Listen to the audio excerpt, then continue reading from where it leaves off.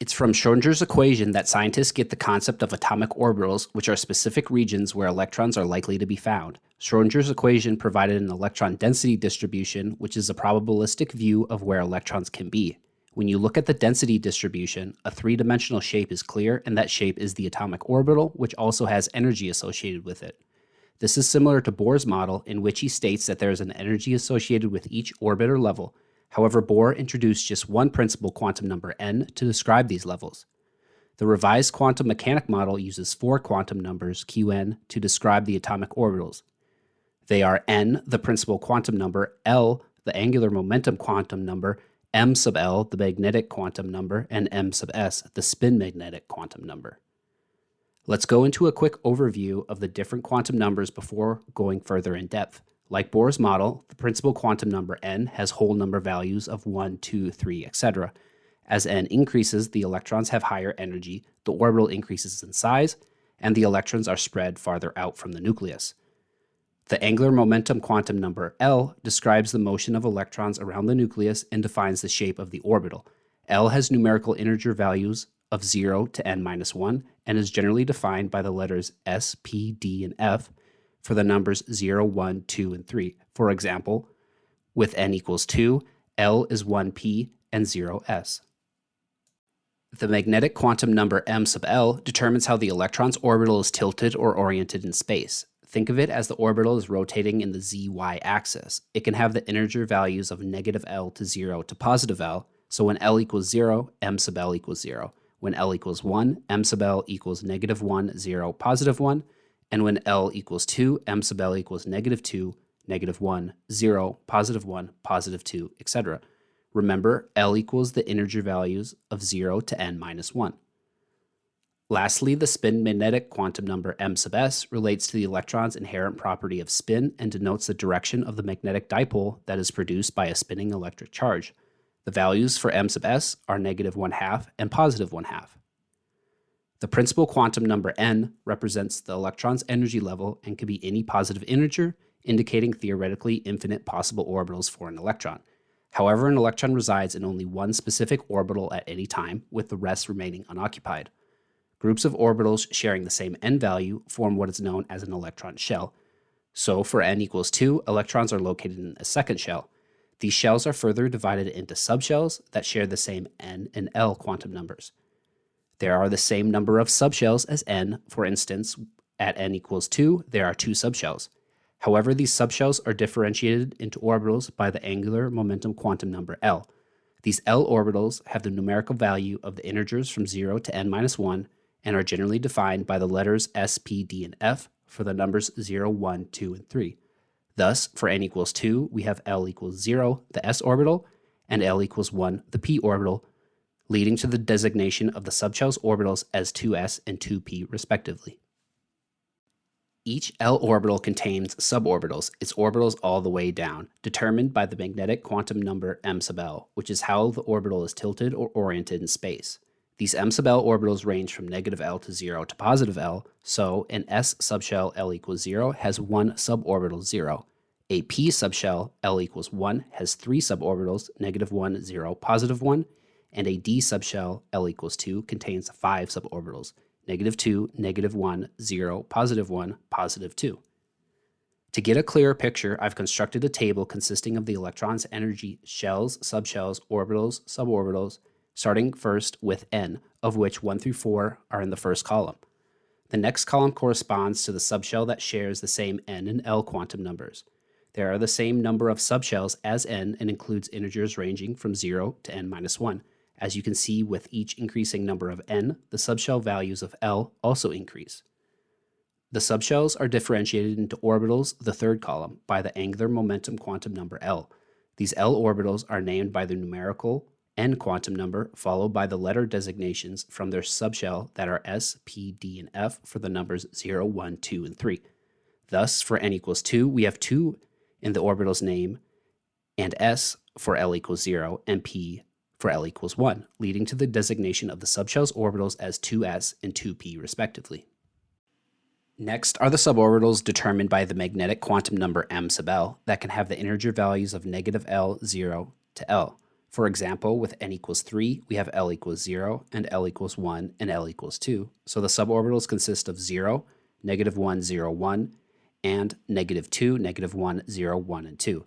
The next two columns consist of tallying up the suborbitals in the subshells and the total number of orbitals for each n level, showing that the total number of orbitals equals n squared. Remember that the electron density distribution produces three-dimensional shapes known as orbitals, which represent the probabilities of locating an electron. Now that we've delineated the numbers behind the electron shells, subshells, orbitals, and suborbitals, for electrons, let's get into their shapes. Every atom has one s orbital, since it is the orbital that corresponds to L equals 0, and m sub L is also 0. Looking closely at this s orbital, we can see that it is spherically shaped, which is a good way to remember it. But does the shape of the s orbital change as n increases? While the basic spherical shape remains the same, as the principal quantum number n increases, the orbital's energy and size expand.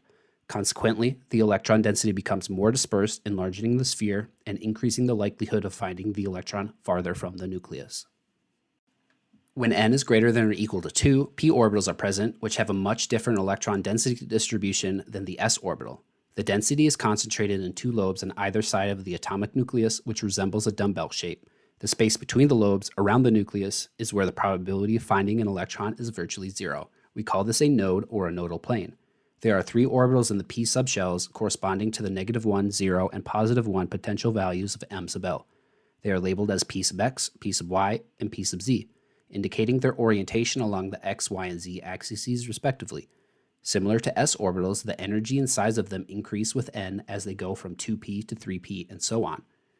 Next are the d orbitals, present when n is greater than or equal to 3. There are 5 d orbitals corresponding to the -2, -1, 0, +1, +2 potential values of m sub L. 4 of these d orbitals have a cloverleaf pattern and are labeled as d sub xy, d sub xz, d sub yz, and d sub x squared minus y squared, corresponding to the planes in which they lie. The last, d sub z squared, has a unique dumbbell shape with a donut ring around the center. Even though it might look different, it still has the same energy as the other d orbitals. The last orbitals are the f orbitals when n is greater than or equal to 4. There are 7 f orbitals corresponding to the -3, -2, -1, 0, +1, +2, and +3 potential values of m sub L, and have an extremely complex shape that we won't get into. While we won't get into their representative shapes, they are crucial to be aware of for the electronic structures and configurations of elements that we're going to get into.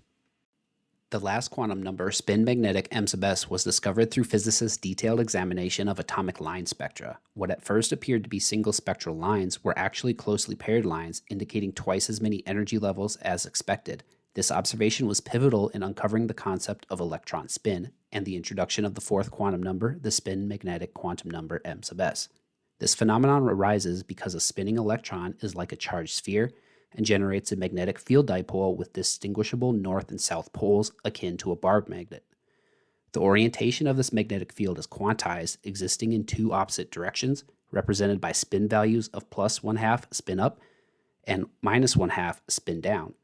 These orientations correspond to the two possible values of m sub s, fundamentally influencing how electrons are arranged among an atom's orbitals. In 1925, Wolfgang Pauli's discovery of the Pauli exclusion principle was the final key to physicists being able to accurately represent electrons in their respective orbitals in an electron shell. This principle states that no two fermions, particles with half-integer spin, such as electrons, protons, and neutrons, can occupy the same quantum state within a quantum system simultaneously. This means that no two electrons in an atom can have the same set of all 4 quantum numbers. If 2 electrons are in the same orbital, thus sharing the same n, L, m sub L, they must have opposite spins, m sub s, to satisfy the principle. Simplified, this means that an atomic orbital can hold a maximum of 2 electrons, and they must have opposite spins. A diagram for this for 2 electrons in the 1s orbital would look like this. The half arrow represents 1 electron, and you can see that one is pointing up while the other is pointing down. We'll get into the full representations and arrangements of the many electron orbitals in the upcoming unit, electron arrangements. Thank you for watching, and I hope these explanations help. If you have any further questions, feel free to ask. If you found value in this video, please like it and subscribe and let people know about the channel because it really does help spread the knowledge. Based on what you learned, think about the following question. What quantum numbers are used in the quantum mechanical model to describe atomic orbitals? How did the discovery of the closely paired spectral lines lead to the understanding of electron spin and the introduction of the spin magnetic quantum number? Pause now to work out the answers. Principal quantum number n, angular momentum quantum number L, magnetic quantum number m sub L, and spin magnetic quantum number m sub S. They suggested that there was an additional form of quantized energy that physicists were missing, which explained the additional splitting.